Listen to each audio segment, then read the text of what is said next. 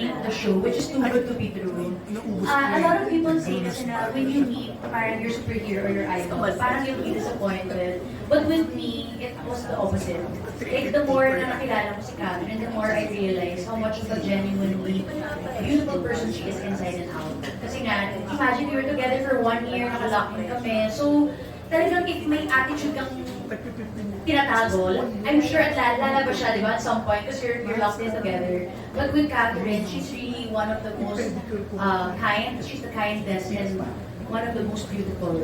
Kasi ako, minsan tinitigaw na siya na ang ganda niya. Kasi she, you know what, everyone, she barely fixed it. Yung look niya doon, hindi masyadong ini-effort yung look niya doon. So talagang she woke up like that halos talaga. Talagang maganda lang talaga siya to begin with.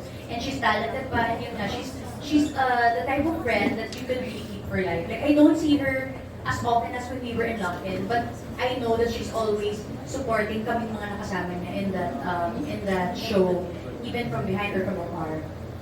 You know, yeah. With act, I think one of the things that I really picked up from her is that even if you are very famous and you're super sikat like her, parang never ko naramdaman sa kanya na she's a diva or that she's very popular, that she's as popular as she is actually in real life. So I guess that's one thing that I really I look up to when it comes to Catherine's attitude. She's very humble talaga until this day, even sabihin mong grabe yung mga na-achieve mo, because it doesn't get to her personality and her attitude as a person.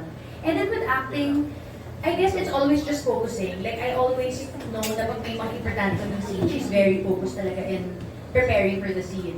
And that's why, talagang kita mo talaga sa results ng pag-arte niya. Napakagaling niya.